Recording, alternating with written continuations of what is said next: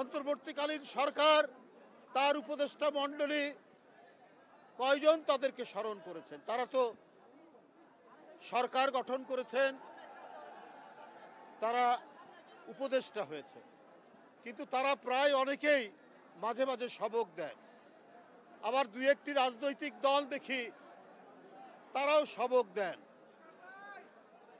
যে চাঁদাবাজ বিদায় নিয়েছে, আর কোনো চাঁদাবাজকে আমরা দেখতে চাই না, না আসুক চাঁদাবাজ, না আসুক। কাকে উদ্দেশ্য করে বলছেন? শেখ হাসিনার আমলে যারা ব্যাংক লুট করেছে, ব্যাংক আত্মসাৎ করেছে, এস আলমদের উত্তরসূরি হিসাবে 5ই আগস্টের পর আমরা কি ব্যাংক আত্মসাৎ করতে দেখিনি? আমরা তো দেখেছি ইসলামী ব্যাংক কিভাবে গ্রাস করে নিল একটি রাজনৈতিক দলের অনুসারীরা। তাহলে আজকে কোন মুখে বলছেন এক চাঁদাবাজ পালিয়েছে, আরেক চাঁদাবাজকে কেউ দেখতে চায় না? কাকে উদ্দেশ্য করে বলছেন আমরা কি বুঝতে পারি না? আমরা তো প্রথমেই দেখলাম 5ই আগস্টের পরের দিনই কি করে ইসলামী ব্যাংকগুলো আপনারা দখল করেছেন। এটা কি জনগণ দেখেনি? এটা তো জনগণ দেখেছে। আর আজকে বড় বড় কথা বলেন, কলঙ্ক লেপন করার চেষ্টা করেন বিএনপির নামে।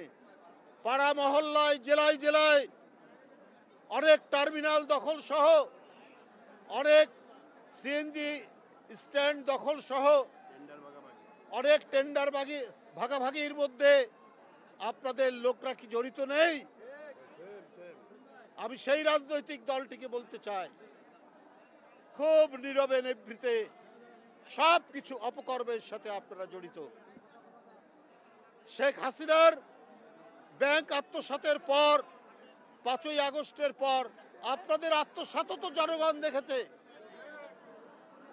আমরা হাসিনার আমলে দেখেছি চাপাতি লীগ, হেলমেট লীগ, বন্দুক লীগ, আবার জনগণ তো এটাও জানে খুর লীগ এবং খুর পার্টি এবং পায়ের রক কাটা পার্টি। এরা কারা? এদেরকে জনগণ জানে না?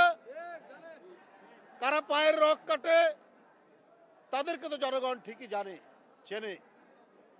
সুতরাং খুব ঘোলা পানিতে মাছ শিকার করার চেষ্টা করছে। আপনাদের 71-এর অর্জন কি? আপনারা 71-এর বিরোধিতা করেছেন। জিয়াউর রহমান স্বাধীনতা ঘোষণা দিয়েছেন। এই গৌরব বিএনপির। 71-এর গৌরব, 90-এর গৌরব, এই গৌরব বিএনপির। কারণ সেদিনও আপনারা শেখ হাসিনার সাথে আতাত করে আপনারা এরশাদের মতো একটা দাঁড়াও, আরেক সংবাদ সম্মেলন হচ্ছে, এখানে স্লোগান দিয়ে না। এখানে আপনারা সেদিন জাননি এরশাদের কুলাঙ্গারের নির্বাচনে,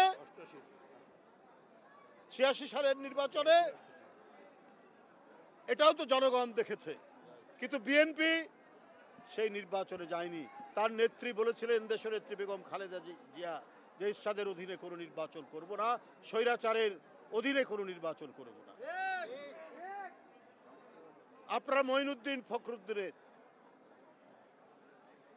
ওরা গণতন্ত্রকে ধ্বংস করার জন্য এবং একটি ভয়ঙ্কর হাসিনার স্বৈরাচার কায়েমের জন্য এসেছিল।